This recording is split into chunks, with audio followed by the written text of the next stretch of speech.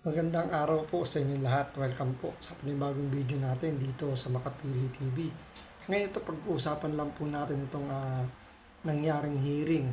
So nagkaroon po na panibagong hearing patungkol po dito sa Chocolate Hills na nalaman natin na nagkaroon pala dito ng mga tinayong mga sabi natin illegal structure kasi protected area po yung Chocolate Hills. Dapat po walang kahit na anong establishment ang nakatayo sa paanan po ng Chocolate Hills. So bago natin simulan yung topic na yan, kung hindi ka pa nakasubscribe sa Makapili TV, baka pwede naman pakipindot yung subscribe button at the same time, palike na rin po ng video.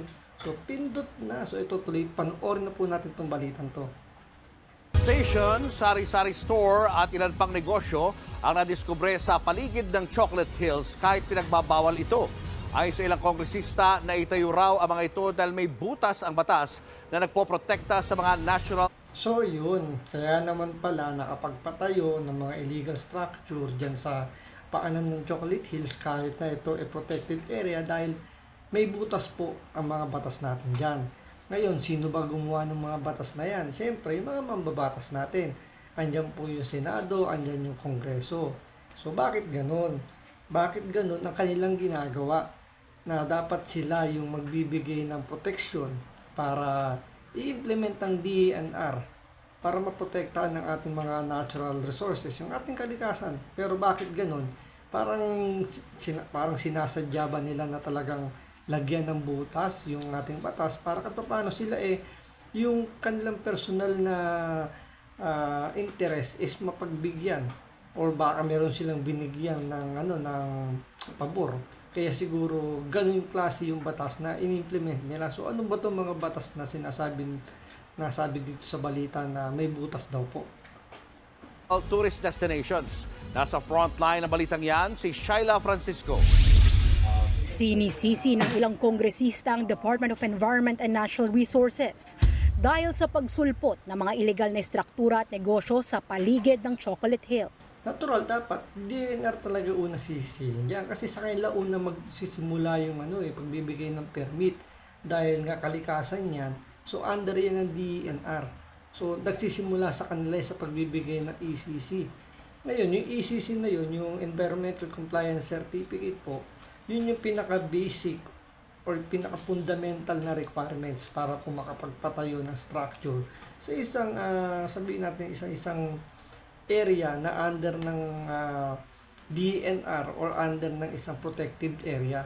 So doon pa lang nagkaroon na ng problema kasi bakit hinayaan ng DNR o bakit nila binigyan ng permit or ng clearance itong mga nagtatayong mga establishment dyan sa Chocolate Hills.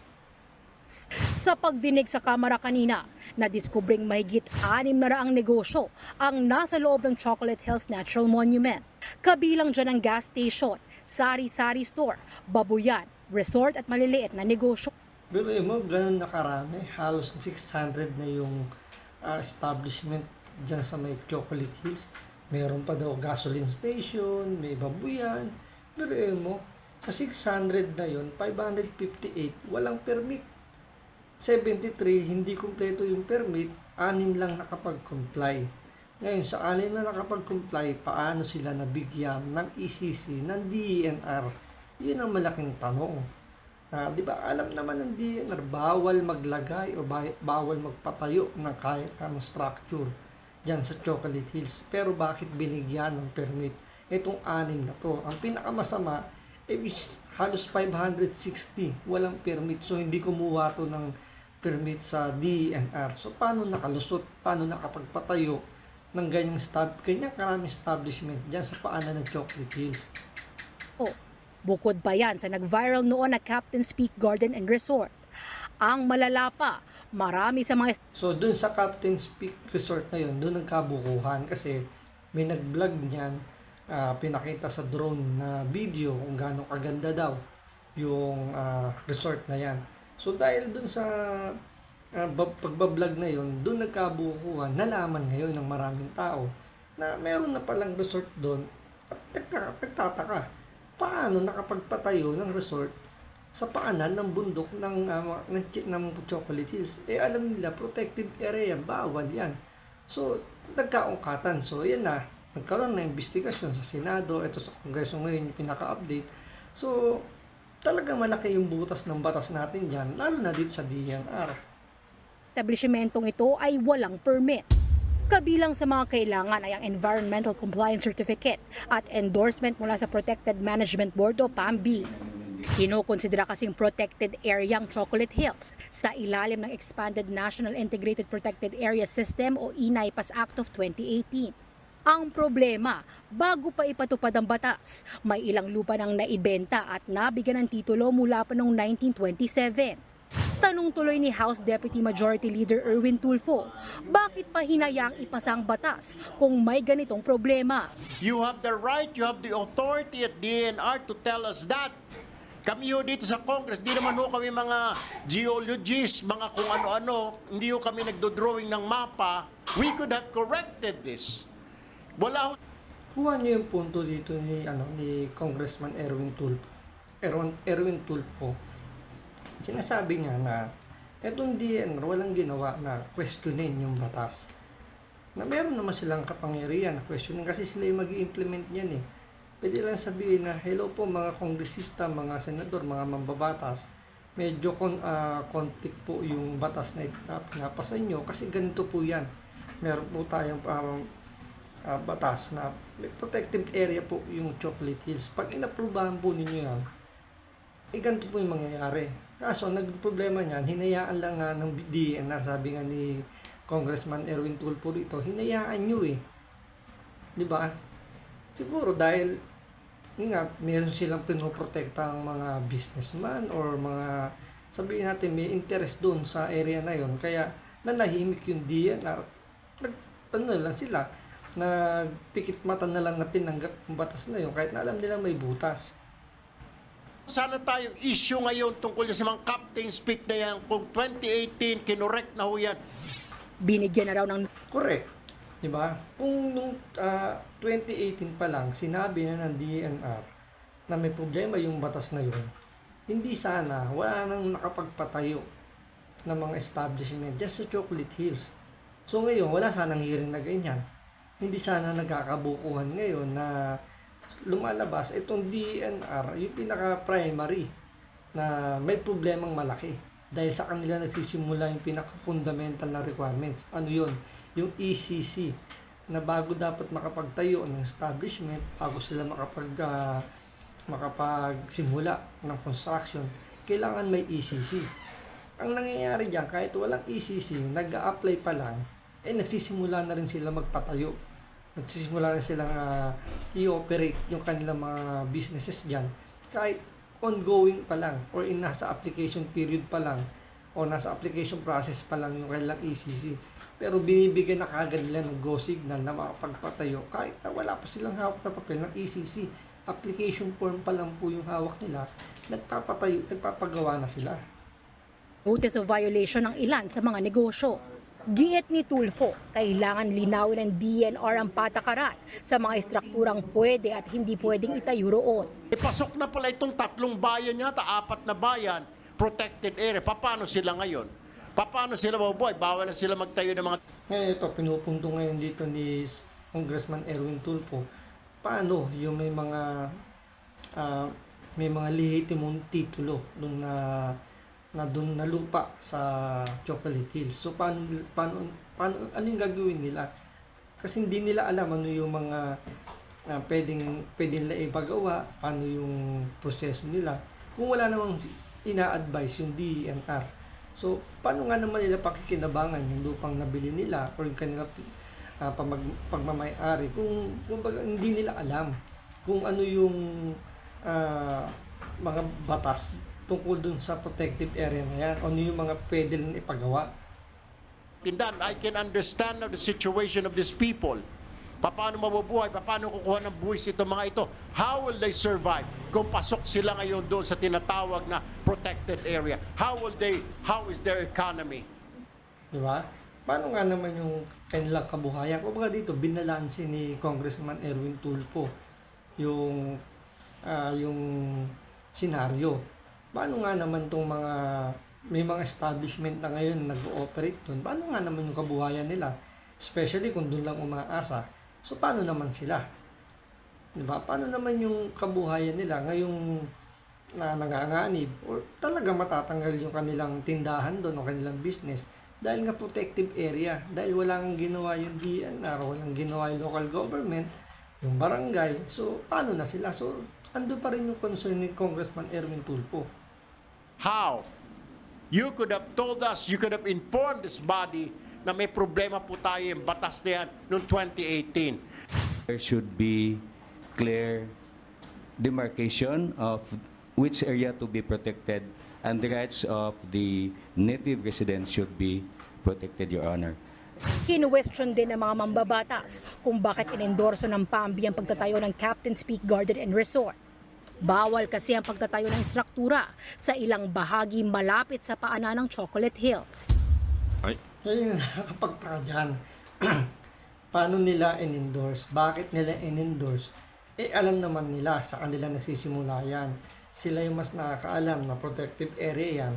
So bakit nila in-endorse pa yung Captain Peaks na yan na makapagpagawa ng resort na yan? Alam naman nila na malaking resort yung gagawin. Siguro dahil sa magandang kadahilanan.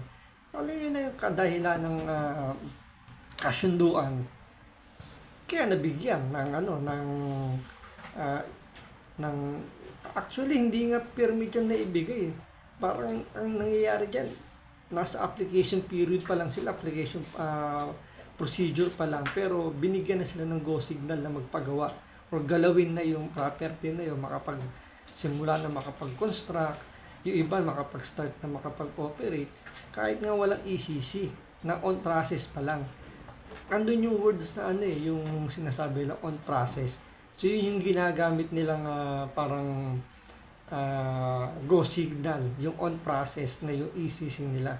So wala pa silang hawak na ECC na black and white, nag-i-start na silang mag-operate, nag-i-start na silang magpatayo ng mga establishment doon. I cannot speak for that PAMBI because I was not yet then part of the PAMBI. It was then Red Dichoso. And what transpired during the deliberation of that PAMBI resolution. However, going forward, last April 15, 2024, during the PAMBI meeting of the... Ito, hugas kamay na to. Diba? Kahit sabihin mo namang hindi mo ibig ko sabihin, hindi pa niya term na nabigyan ng go signal yung mga establishment dyan. Since ikaw na yung nakaupo, bakit di mo kinall out yung attention ng government or nung mga establishment doon na teka lang, medyo may mali yata tayo dyan alam nyo bang protective area? Sana nag-report ka. Hindi yung, kung hindi pa nga ito nag-viral itong video na to nung yung ibinilag yung Captain's Peak na yan, hindi magkakabukuan. Since nga nag-viral, ayan, hugas kamay na at sinasabi niya na hindi pa daw niya term. During that time, wala pa daw siya noon. Anong ginawa mo nung ikaw na nakaupo? Diba? Hindi mo man lang inisip na or sawayin na, hey, protective area yan. Medyo may problema tayo dyan. Ayusin nyo muna.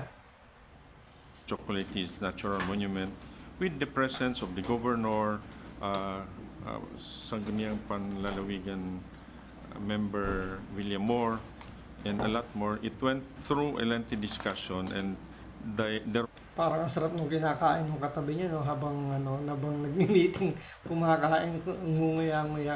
Mukhang masarap yung ulam dyan sa Kongreso, was a resolution of the PAMBI to already repeal or disregard that resolution, and there will be no improvements will be entertained until after a committee shall have been formed. Dahil dyan, Dapat daw, wala daw munang improvement na gagawin habang hindi pa raw tapos yung kanilang pag-meeting. Pero bakit? Nakapagpatayo, natapos yung resort.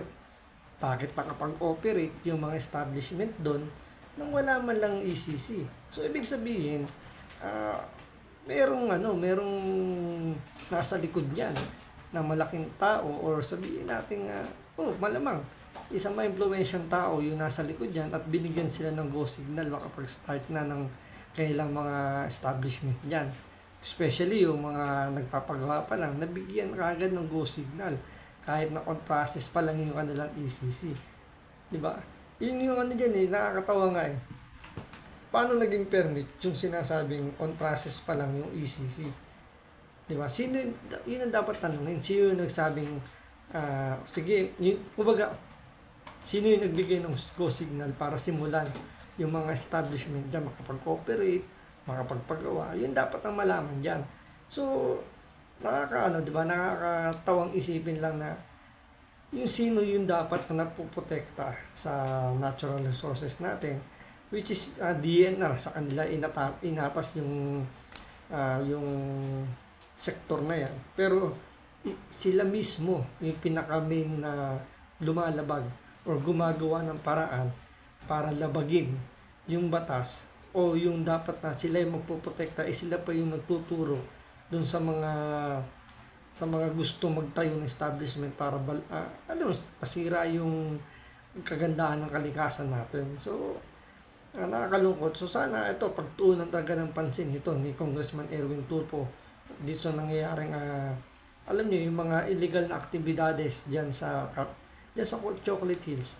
Lalong-lalo na yung mga official dyan sa DENR na bakit binigyan ng go signal yung pagpapagawa ng yung paggawa ng mga establishment dyan. So, kayo, ano ba sa palagay nyo? Dapat pang managot? Or DNR ba talaga ang may malaking yung kapabayaan? Sa tingin nyo po ba sila ba talaga? So, comment down below po. So, maraming salamat po sa panonood. Take care always. God bless.